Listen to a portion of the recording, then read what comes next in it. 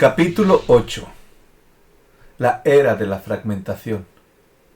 Monet, Renoir, Pissarro, Sisley y Gerard fueron pintores franceses de fines del siglo pasado y comienzo del presente.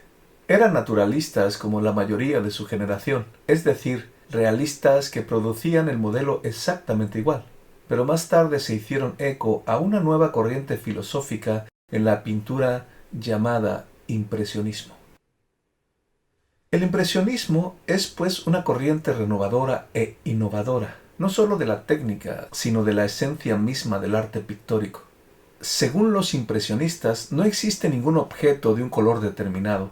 El color de un objeto depende de la inclinación y modo con que recibe la luz, de su intensidad y de la refracción de los colores vecinos. Pero quedó una pregunta: si existía una realidad más allá de las sombras de luz que les llegaba a la vista. Y la respuesta era que sí había una realidad detrás de las sombras que a su vista les llegaba. Después de 1885, Monet llevó esto hasta su conclusión y la realidad tendió a transformarse en un sueño. El impresionismo había perdido valor para convertirse en un vehículo que abrió las puertas al pensamiento moderno.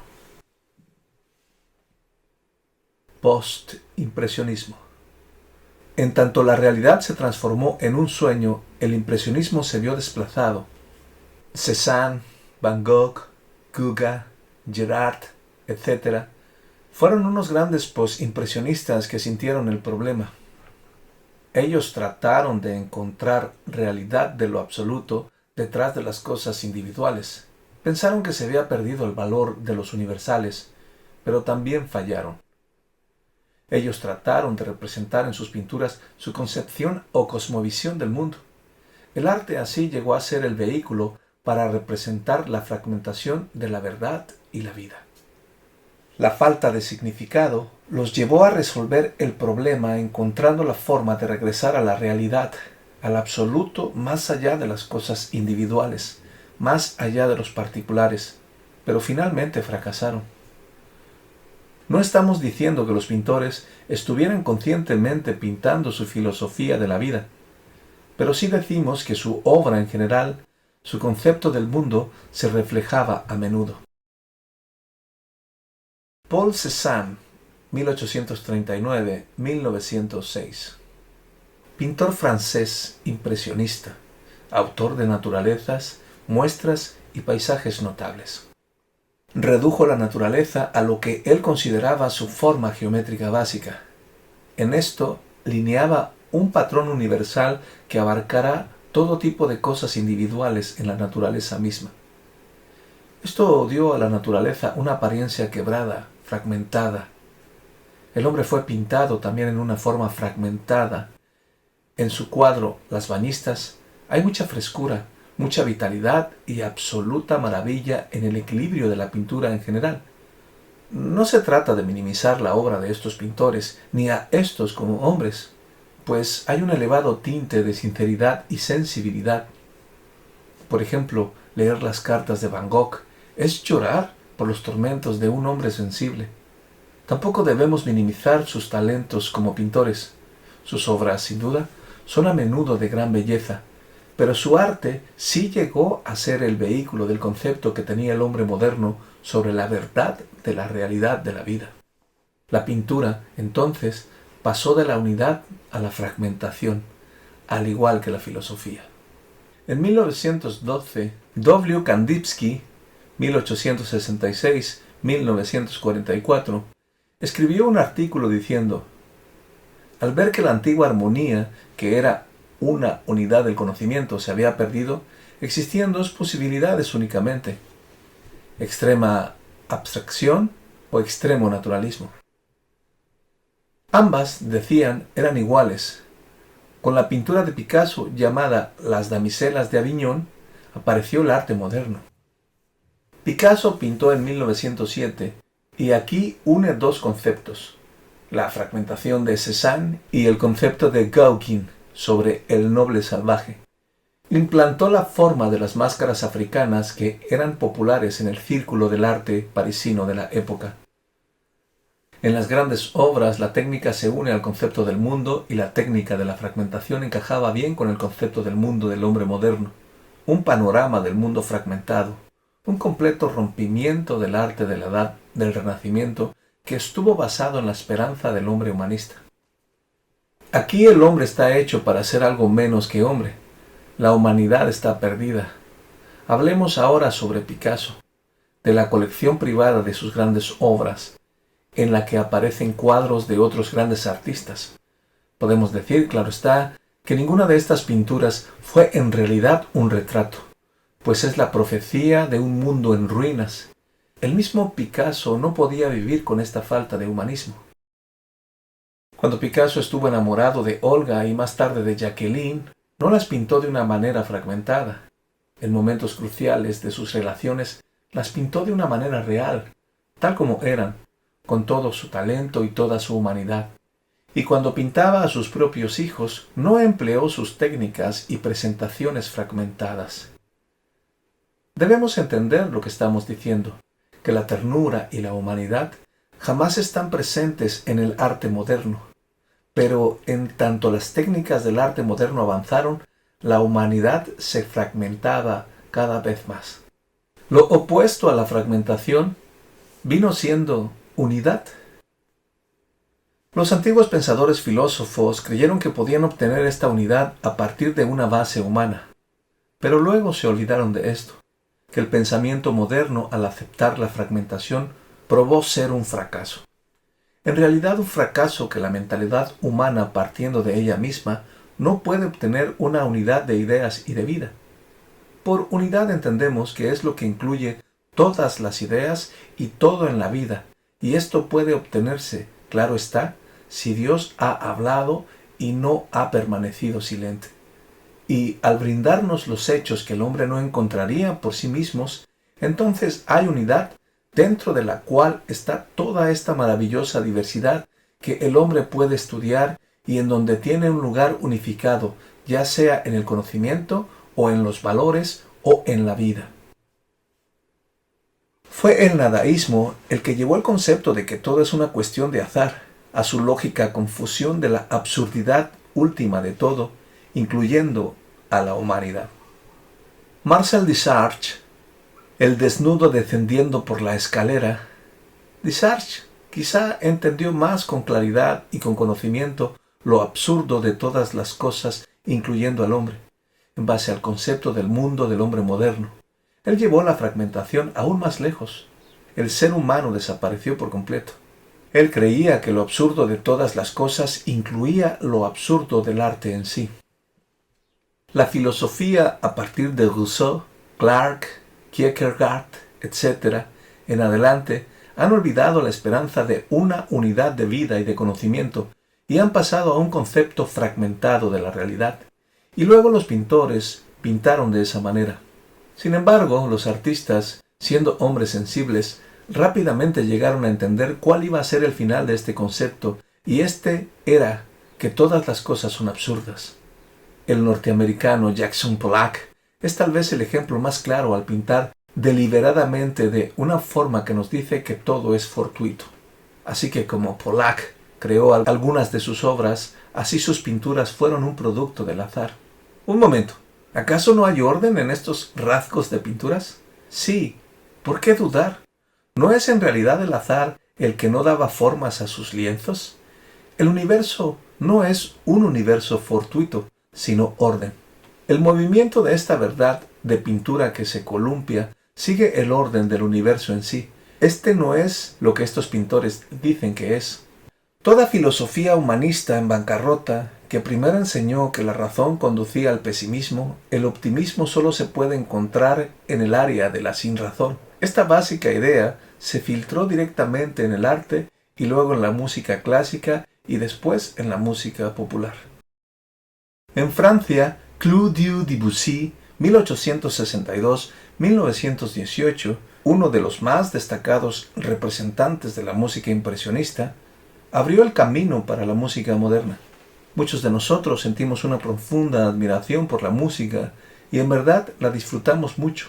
Pero Debussy abrió el camino no al no resolver nada como los compositores alemanes lo hicieron, sino para la fragmentación, una fragmentación paralela a la fragmentación de la pintura. La fragmentación puede dar influencia en casi todos los compositores obsecuentes de la música clásica, así como las formas últimas de jazz y rock. En Alemania, después de Beethoven y sus cuartetos, vinieron Wagner y luego Schubert y luego otros con sus escalas de 12 tonos. La música de estos compositores se transformó en auténtico ruido y nada más. Schiss pensaba que el universo era un universo aleatorio. Para expresar esto, produjo música al azar, es decir, un conjunto de ruidos despojados de absoluta armonía, simplemente ruidos. John Key fue uno que no podía vivir con este concepto del universo fortuito, al igual que otros, porque no encaja en el universo que existe. Era un experto en el conocimiento de hongos. Él mismo dijo: quien está consciente que si aceptaba los hongos al espíritu de mi operación aleatoria, yo moriría pronto. Su teoría del universo no encajaba en el que ya existía, porque el aeroplano está cuidadosamente hecho y ordenado, y lo que Kay produjo es puro ruido, porque el aeroplano debe volar en el universo que existe, y hay un orden de líneas de flujo en el universo que existe. Por lo tanto, el universo no es lo que Pollack en su pintura y Key en su música dijeron que era. La música de Key no encaja en lo que el hombre es. Tiene que ser cada vez más y más espectacular para mantener a los interesados. Qué contraste con Bach, que tuvo mucha diversidad y además la resolución, o sea, la contundencia armónica como música. Como cristiano, creía que existía resolución para el individuo y para la historia. En tanto que la música que aportó la doctrina bíblica de la Reforma fue influenciada por aquel concepto del mundo, así el concepto del hombre moderno da la forma a la música moderna. Pasando ahora a la cinematografía, señala algunos actos de filmación y se pregunta: ¿esto es arte? ¿No es acaso una filiación filosófica e intelectual meramente? Separada de la plenitud de ¿qué es el hombre y qué es el universo? Tal vez venga a ser solo una filmación intelectual en lugar de una obra de arte. Se ha transformado en un arte. Arte. Después de la filosofía, del arte y la música, la poesía, la novela y el drama llegaron a ser el vehículo de estas. En el mundo de habla inglesa se presentó primero y mostrando algunos trozos de filmación nos dice: como ven, trata un mensaje fragmentado a una forma fragmentada de poesía. En cuanto a Picasso, él también es poseedor de un concepto fragmentado de vida en las damiselas de Aviñón. También la moderna poesía fragmentada en el mundo de habla inglesa comenzó con la poesía de Eliot. Su estilo fragmentado transmite la visión del hombre fragmentado. Luego Eliot se convirtió a cristiano y su forma de escribir varió, como por ejemplo en su poesía The Journey of the Magic. Una vez más, la filosofía se expresaba no como el enunciado formal y de filosofía como tales, sino más bien en la novela y en otras formas de arte. Sartre escribió Náusea, también El extranjero y La peste y La invitada, donde hizo uso de la forma fragmentada. En los años 60, una de las afirmaciones filosóficas básicas se lograron a través del cine. Estas ideas pudieron llegar con el cine a un mayor número de personas, lo que jamás se había logrado mediante la pintura o la literatura, y menos aún mediante los escritos de los filósofos. Algunas de estas películas fueron El silencio y la hora del lobo, de Bergman, Juguete de los espíritus, de Fellini, Complot, de Antonini, y también obras de Buñuel y otros que usaron el cine pictóricamente y con cada fuerza que nos produce esta interrogante. ¿Qué sería la persona si fuera solo una máquina? ¿Y qué sería si además la persona tratara de vivir en el área de la sinrazón? En el área de la sinrazón no hay forma de distinguir entre el bien y el mal, entre lo que es objetivamente cierto y lo que es ilusión o fantasía. Por ejemplo, en títulos de películas como Asesinato sin culpa, Amor sin significado, no hay hechos patentes en cuanto a los valores morales ni en cuanto a categorías humanas. Todo carece de un valor, de un sentido moral y ético. Lo único que hay es el no héroe de Antonini. Cámaras que van haciendo ruido como clic clic, el factor humano ha desaparecido. Varias películas de este periodo fueron muy lejos, por ejemplo, Juguete de los Espíritus, La Lora del Lobo, Siberia de Día. Querían expresar algo mucho más profundo. Decían que el hombre moderno, al caer en el área de la sinrazón, no solo no tenía categoría alguna o moral o valores humanos, sino que no tenía certidumbre para distinguir entre realidad e ilusión. Bergman es un claro ejemplo de esto. Dirigió la película La Hora del Lobo, en donde no se puede notar la diferencia entre lo que es real y lo que es fantasía. Lo que exhibía estaba sucediendo realmente o estaba en la mente de uno de los personajes. Si la persona piensa a partir de ella misma y cree que vive en un universo en el que no hay un Dios personal que hable, un universo como el que Bergman indicó en su película El Silencio, entonces no tiene una manera final de distinguir entre realidad y fantasía o ilusión. Para Bergman, como los demás directores de su época, no pudo vivir de acuerdo a su propia posición y por lo tanto la música de fondo de la película El Silencio corresponde a las variaciones de Cobert-Caravage. Bergman dijo: hay una pequeña parte cerrada en el ser humano en donde la música habla. Bergman dijo también que mientras estaba escribiendo el guión para la película El Silencio, tenía puesta la música de las variaciones en su casa, y esta música interfirió en lo que estaba siendo preparado para su película. El cristiano sabe que la música habla, sabe que el hombre no es un producto del azar.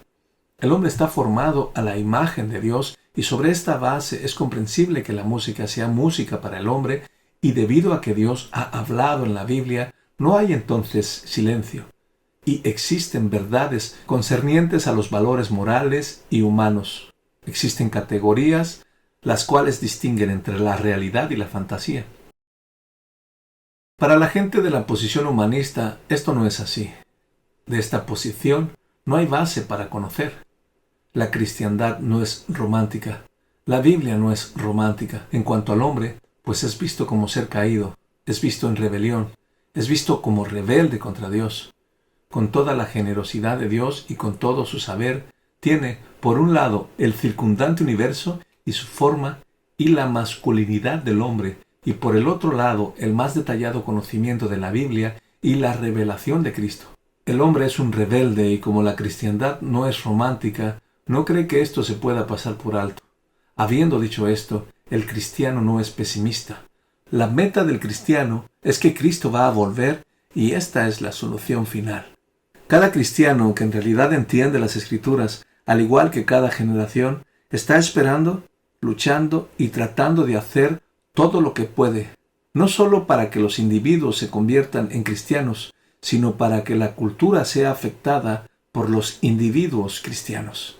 La sociedad, las naciones, la cultura necesitan ser iluminadas por las verdades bíblicas vividas por los cristianos y esta tarea le corresponde a la Iglesia.